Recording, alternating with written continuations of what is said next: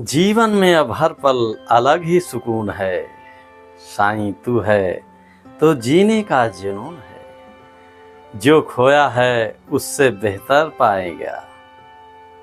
सब्र रख है साईं भक्त, तेरे भी दिन आएंगे। ओम साईं राम, जय साईं राम। सभी साईं भक्तों का हम अपने चैनल मेरे साईं बाबा पर सहर्ष स्वागत और अभिनंदन करता हूँ।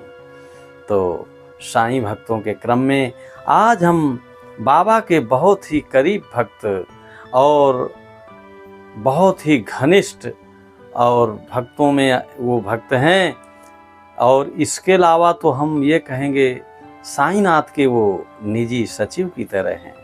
वह भक्त अर्जुन और कृष्ण की तरह बाबा से उनका नाता था।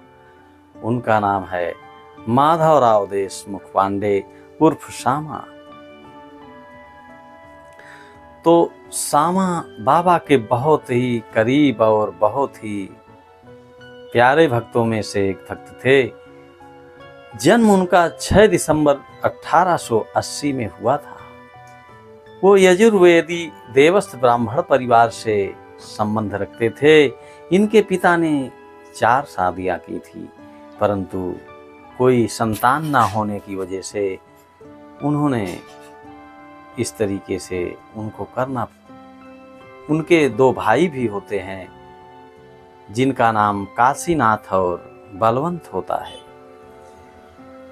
ये निमोन के रहने वाले थे और 2 वर्ष की आयु में ही ये अपने माता पिता के साथ शिरडी आए थे।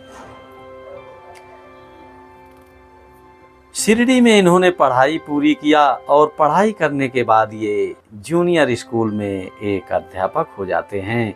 जो साईं बाबा की द्वारका माई है उसके बगल में ही इनका कमरा होता है, उसी में वो बच्चों को पढ़ाते हैं। शिरडी से 20 मील दूर अष्टगांव में ये पाटिल पद पर चयनित हो जाते हैं और फिर वहाँ नौकरी करने लगते हैं।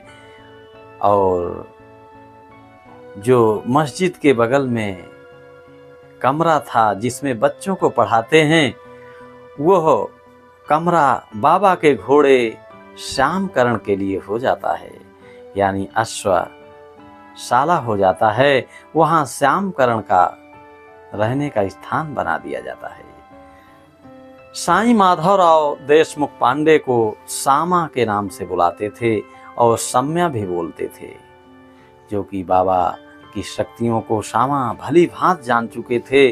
उस दौरान जब बच्चों को ये पढ़ाई कराते थे तो एक खिड़की से बाबा के शक्तियों को वहीं से वो देखते थे और उनको अनुभव प्राप्त हुआ कि ये कोई साधारण सी शक्ति नहीं है, महान शक्ति है।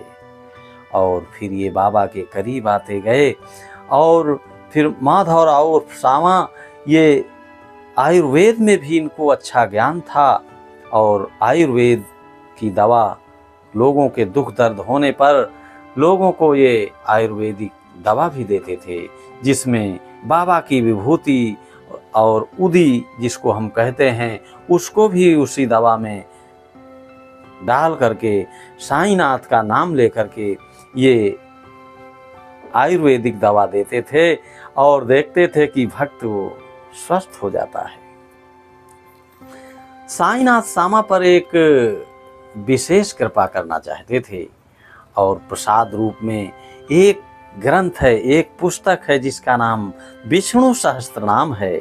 उस पुस्तक को वो देना चाहते थे कि सामा ये पढ़ करके अपना कल्याण कर ले। और वह पुस्तक रामदासी एक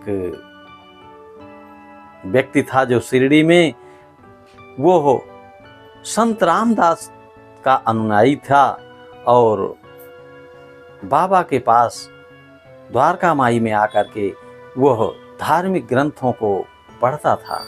और उसी दौरान संत राम के अनुयायी रामदासी को पढ़ते हुए जब देखा बाबा ने, तो बाबा उनके पास गए और कैसे उस पुस्तक को लेकर के हम सामा को दें, इस बात पर बाबा ने रामदासी से कहा, जो साईं सचरित्र में भी ये हमको पढ़ने को मिलता है। तो रामदासी के पास जब जाते हैं बाबा और कहते हैं मेरा पेट दर्द हो रहा है रामदासी, जाओ बाजार से सोनामुखी लेकर के आ जाओ। और रामदासी बिना किसी देरी के और मार्केट यानी बाजार की तरफ वो चल देता है। और फिर बाबा उस पुस्तक को उठाते हैं, अपने आसन पर जाकर के फिर सामा को बताते हैं कि मेरे पास आओ। और जब सामा पास में पहुंचते हैं तो बाबा कहते हैं ये पुस्तक लो, विष्णु सहस्त्र नाम इसका जो है पठन किया करो, प्रतिदिन पठन किया करना। सामा ने तो बोला कि बाबा ये तो रामदासी की पुस्तक है, वो तो बड़ा उग्र प्रवृत्ति का व्यक्ति है, मैं उसकी पुस्तक कैसे ले सकता हूँ। सामा ने सोचा कि बाबा हमारे और रामदासी के बीच कोई झगड़ा कराना चाहते हैं, परंतु सामा को इस बात का अंदाजा नहीं था कि बाबा उनके लिए कितना मन में अच्छा करने के लिए विचार करते रहते हैं। और बाबा ने सामा को बताया कि जन्म मृत्यु के चक्र और ऐसी ऐसी दिक्कतों से ये पुस्तक आपको उबार सकती है कि हम इसके विषय में ज़्यादा नहीं बता पाएंगे। लेकिन मुझे एक बार ऐसा दर्द था सीने में कि इस पुस्तक को हमने सीने से लगाया और मेरा दर्द वहीं से समाप्त हो गया।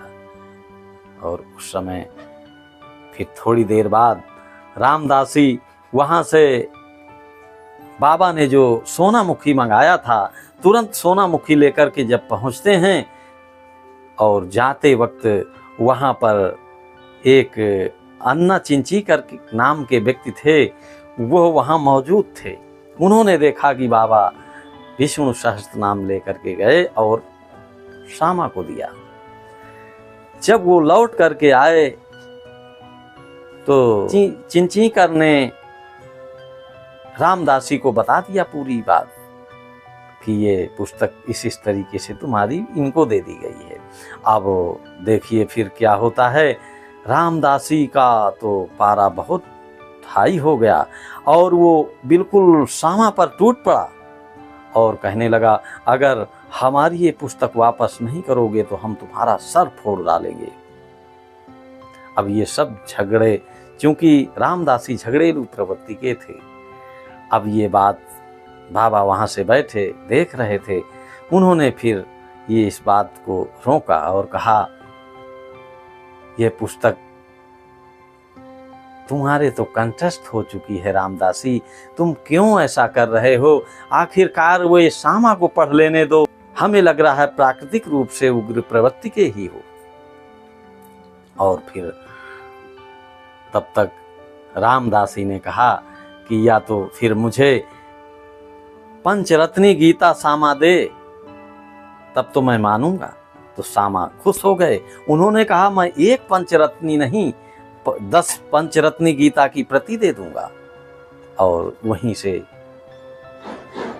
वो शांत हो गए रामदासी जी। और बाबा सामा के कई धार्मिक पुस्तकें प्रदान किया और कई ऐसे तीर्थ स्थलों में भी भेजा। और सामा का कल्याण होना चाहिए।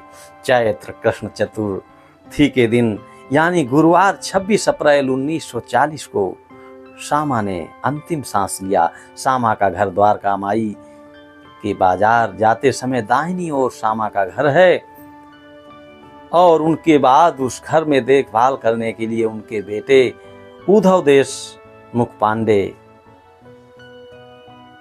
देखते थे। और वो भी 27 जून 1998 को अंतिम सांस लिया।